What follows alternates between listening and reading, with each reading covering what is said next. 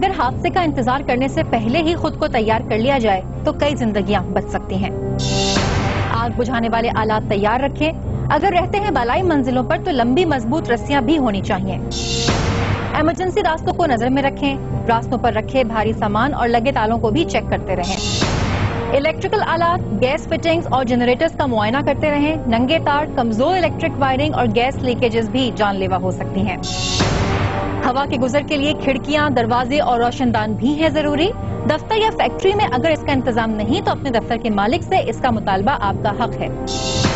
جلتی cigarette, alcohol, thinner, مٹی کا تیل، پیٹرول اور آگ پکڑنے والی چیزوں کے استعمال میں بھی احتیاط ضروری ہے۔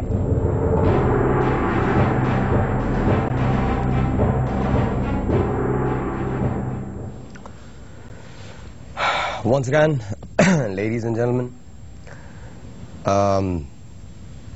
ذہن کچھ سمجھنے سے قاصر ہے، زبان کچھ کہہ نہیں سکتی، دل ہے کہ مسلسل رو رہا ہے۔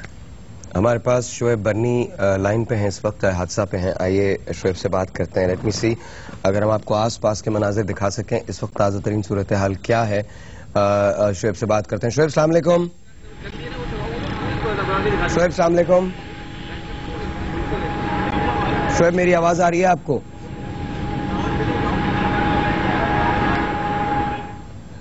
اچھا، ہم دوبارہ سے کوشش کر رہے ہیں شعیب کو لائن پہ لینے کی۔ اگر آپ مجھے کال کرنا چاہتے ہیں تو کال کرنے کے لیے نمبر آپ کے پاس آ جائے گا 021326000153۔ آئی تھنک یہی نمبر ہے 021326000153، یہاں کال کرنے کا نمبر ہے۔ Please give me a call, let me know, let the nation know what you think. آپ کیا سوچتے ہیں، کیا سوچتی ہیں، ہم جاننا چاہتے ہیں۔ آپ کیا سمجھتے ہیں کہ اس کا ذمہ دار کون ہے؟ اس حادثے کو پریونٹ کیا جا سکتا تھا؟ کیسے پریونٹ کیا جا سکتا تھا؟ کیا ریسکیو آپریشن جو ہوا وہ تسلی آمیز تھا، تشفی آمیز تھا؟ اب تک آگ کو کیوں نہیں بجھایا جا سکا ہے؟ کیا اس میں کوئی بیرونی عناصر جو ہیں وہ شریک ہیں یا پھر یہ کسی اندرونی خلفشار کا نتیجہ ہے؟ Whatever you guys think, feel free to give us a call 021326000153، یہاں کال کرنے کا نمبر ہے۔ سائم بھائی، کمنگ بیک ٹو یو۔ اچھا، شعیب برنی لائن پہ ہیں ہمارے ساتھ۔ Let's talk to Shoaib. Shoaib السلام علیکم، آپ کو میری آواز آ رہی ہے؟ ہیلو شعیب، آپ کو میری آواز آ رہی ہے؟ شعیب السلام علیکم، آپ کو میری آواز آ رہی ہے؟ I think once again problem ہے کنیکشن کے اندر۔ واٹ ڈو یو تھنک، اب آگے کیا ہے، اس کے آگے کیا ہونا؟ سر اس کے آگے کیا ہونا ہے، میں تو سمجھتا ہوں کہ ابھی بھی اگر کوئی ایسا اسٹیپ اٹھایا جائے کہ آئندہ ایسے حادثات نہ ہو، سب سے پہلے تو یہ بات ہے۔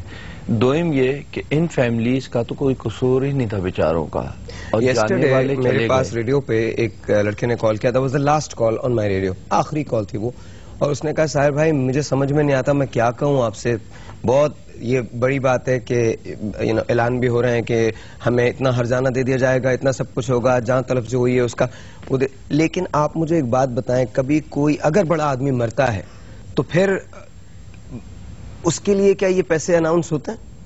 ہماری جانوں کی کوئی قیمت نہیں ہے، ہمارے پاس نہ رہنے کو گھر ہے، نہ پینے کو پانی ہے، چھتیں ہماری ٹپک رہی ہیں، ٹین کی چھتیں بنائی ہوئی ہیں، اس میں سوراخ ہوئے میں ہیں، اس کے باوجود جب ہماری جان جاتی ہے تو صرف اس کا اتنا کہہ دیا جاتا ہے کہ جی اتنے پیسے آپ کو دیے جا رہے ہیں، that's it۔ طاہر بھائی بالکل یہی بات میں بھی کہنے جا رہا تھا ابھی، کہ ان کو پیسے سے اب نہ تولا جائے، ان کو ان کی پراپر زندگیوں کی طرف لے کے جایا جائے، پراپر ان کو مقصد جو چلے گئے وہ یقیناً کسی بھی صورت واپسی نہیں آ سکتے، لیکن کم از کم ایسا تو ہو کہ اگر کوئی اپنی بیوی کو چھوڑ کے گیا ہے تو اس کی وائف کو جو ہے کسی کے آگے ہاتھ نہ پھیلانا پڑے، کوئی اگر اپنے ماں باپ کو، بھائی بہنوں کو چھوڑ کے گیا ہے تو ان کو کسی کے آگے ہاتھ نہ پھیلانا پڑے، کوئی اولاد کو چھوڑ کے گیا ہے تو اس کو، جو حال ہے ہمارے یہاں آج اگر آپ 2 لاکھ 1 لاکھ 5 لاکھ 10 لاکھ دے بھی دیتے ہیں تو وہ کدھر جاتے ہیں، کیا ہوتا ہے، کس کو حصہ ملتا ہے، آپس میں جھگڑے پھڑنے شروع ہو جاتے ہیں۔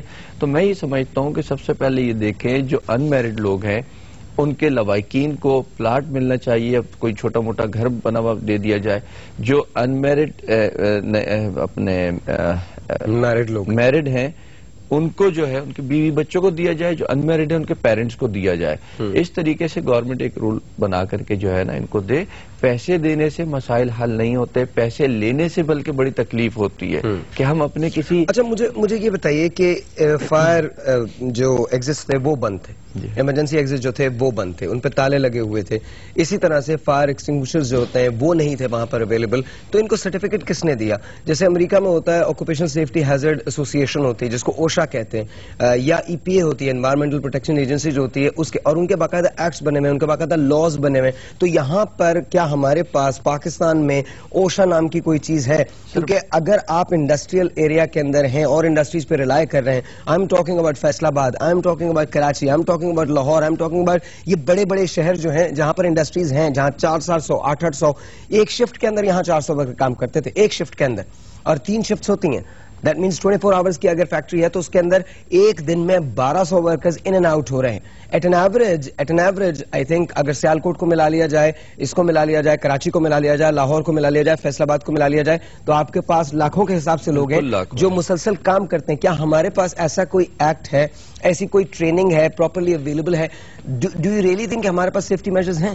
سر ایکٹ ہیں، ساری چیزیں ہیں، میں نے آپ کو شروع ہی میں کہا سرٹیفکیٹ باقاعدہ ملتے ہیں ان کے ہر سال، اور ان فیکٹریوں کے دفتر میں وہ لگے ہوئے ہوتے ہیں باقاعدہ. مسئلہ یہ ہے کہ وہ سرٹیفکیٹ لینے کا جو طریقہ کار ہے وہ بڑا غلط ہے، وہ چیزیں پوری ہوتی نہیں ہیں. تو ہر فیکٹری والے نے کہا کہ جو ہم سب چیزیں کر کے بھی ان کو دیے بغیر کام نہیں کر پاتے تو ہمیں اتنا ادھر خرچہ کرنے کی کیا ضرورت ہے، ہم انہی کو خرچہ کر کے ان کو فارغ کر کے سرٹیفکیٹ لے کے اور ہم اپنا کام چلائیں. ہمارے یہاں جو سلسلہ چلا ہوا ہے اس وقت وہ یہ والا سلسلہ چلا ہوا ہے. ہمارے یہاں ہر فیکٹری تو دور کی بات ہے، میں آپ کو بتاؤں ایک جو شاپ ہے، سڑک پہ جو شاپ ہے اس تک کو جو ہے نا اس مد میں بہت پیسے دینے پڑتے ہیں، سول ڈیفنس کے حوالے سے، دیگر حوالوں سے، بہت ساری مجھے اتنے نام نہیں پتا کیا کیا ڈپارٹمنٹ سے پیسے دینے پڑتے ہیں. لیکن آپ یقین مانیں کہ آپ اگر صحیح ہو بھی جاتے ہیں نا تب بھی آپ کو پیسے دینے، تو آپ جا کر کے دیکھیں ان لوگوں نے سرٹیفکیٹ لے کے رکھے ہوئے، اور وہ لوگ اگر آپ ان کے اس پہ طریقہ کار پہ چلے جائیں تو اس پہ پورے نہیں اترتے. وہ پھر مجھے یہاں ایک چھوٹا سا بریک لینا، آپ سے ملتے ہیں بریک کے بعد.